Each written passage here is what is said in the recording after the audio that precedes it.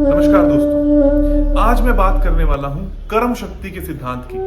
कैसे आपका एक छोटा सा थॉट प्रोसेस, कैसे आपकी एक छोटी सी विल पावर और कैसे आपके कर्म करने का मन आपकी ही नहीं इस पूरे संसार की, दुनिया को और मन को चेंज कर सकता है। ये कहानी है एक गांव की। एक गांव में एक प्रथा थी कि 5 साल जो भी राजा रहेगा, राजा रहने के बाद उसको अकेला छोड़ दिया जाएगा एक जंगल में, जिस जंगल के अंदर खूब सारे भयानक शेर होंगे, खूब सारे भयानक जानवर होंगे और वो कुछ ही दिनों के अंदर अपने प्राण त्याग देगा।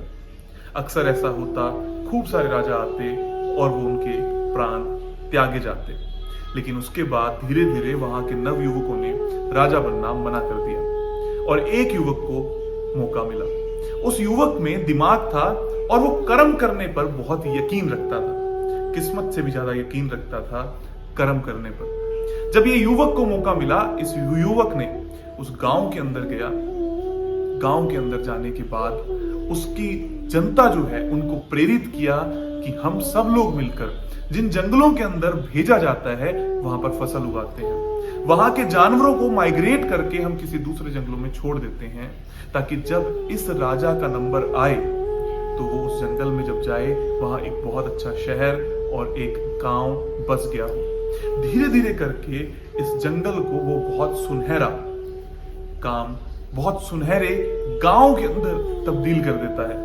वहां पर खूब सारे कर्म होने लगते हैं, खूब पैसा होने लगता है और जैसे ही इस राजा का राज्य जाता है तो वो उस जंगल का राजा बन जाता है, जहां पर सभी लोग उसकी पूजा करते हैं, क्योंकि भूखमरी से निकालकर उसने नए अवसर पैदा किए होते हैं।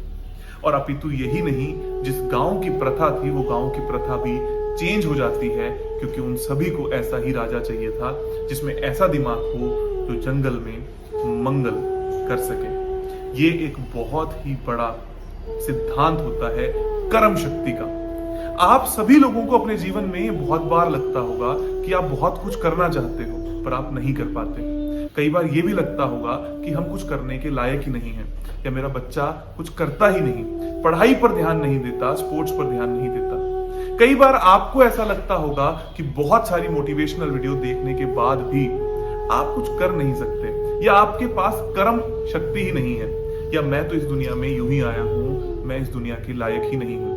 ये बहुत सारी ऐसी बातें होती हैं जो आपको सबकॉन्शियस लेवल पर इफेक्ट करती हैं और फिर आपका पूरा जीवन एक काल्पनिक जीवन में व्यतीत हो जाता है और आप कभी इस पूरे जीवन के अंदर कुछ अच्छा कर्म कर ही नहीं पाते, या मैं यूं कहूं कि ना के बराबर कर्म करते हो, कर्म शक्ति को पूरा अच्छे से यूटिलाइज कर ही नहीं पाते। दोस्तों, कर्म शक्ति के सिद्धांत के लिए मैं आपको एक प्रैक्टिकल, साइंटिफिक और एक हमारे शास्त्रों से रिलेटेड उपाय बताऊंगा।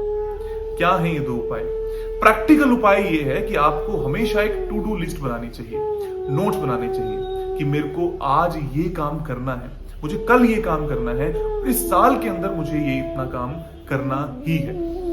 ये टू डू लिस्ट बनने के बाद जब आप उसको चेक लिस्ट पे यस करते जाएंगे, जब आपका काम पूरा हो जाएगा, तब आपको एक आत्मविश्वास पैदा होगा, आपका टाइम मैनेजमेंट होगा, और उस टाइम मैनेजमेंट में जब आप फ्री होगे तो आपका दिमाग इस बात पर मजबूर हो जाएगा कि वो कुछ ना कुछ प्रोडक्टिव करे ही करे। ये बिल्कुल एक साइंटिफिक तरीका है अपने ही दिमाग को अलग तरीके से ट्रिगर करने का और अपनी कर्म शक्तियों को मजबूर करने का कि वो आपको 100% रिजल्ट दे पाए। यूं ही कोई व्यापारी बहुत बड़ा नहीं हो जाता जब तक वो अपने टाइम को अपने हाथ में नहीं बांध लेता। ये वक्त है आपका अपने समय को अपने हाथ में बांधने का। और दूसरी बात आती है वास्तु शास्त्र की।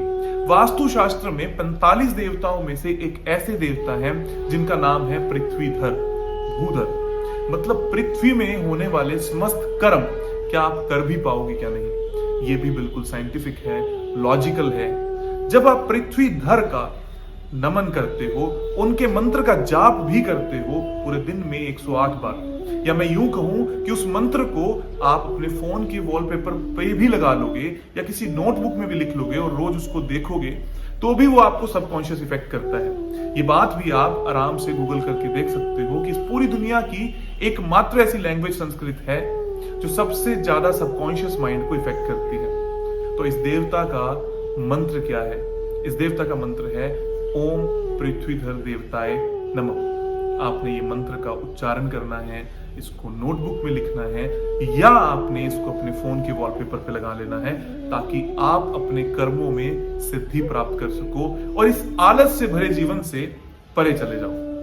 अब आती है दूसरी बात कि वास्तु में इसका क्या उपचार किया जाए।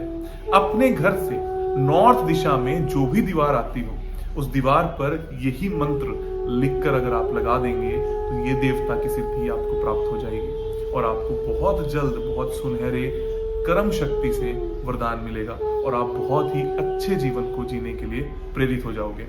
क्योंकि कर्म बिना कोई भी ज्ञान नहीं है और कर्म के बिना कोई भी फल प्राप्ति हो नहीं सकती। पर हम लोग मजबूर हैं कि हम लोग कर्म कर नहीं पाते क्योंकि हमारा इन्वायरमेंट हमें कई बार अलाउ नहीं करता। उस इन्वायरमेंट को सही करना ही वास्तुशास्त्र है। जल्दी से इस उपायों को कीजिए, बहुत छोटे से उपाय हैं और अपनी जिंदगी में आने वाले चेंज को महसूस कीजिए और खूब सारी कर्म शक्ति ईश्वर के वरदान से प्राप्त कीजिए। आप सभी का बहुत बहुत धन्यवाद। ईश्वर आपको खूब सारी कर्म शक्ति से नवाजे। बहुत बहुत धन्यवाद।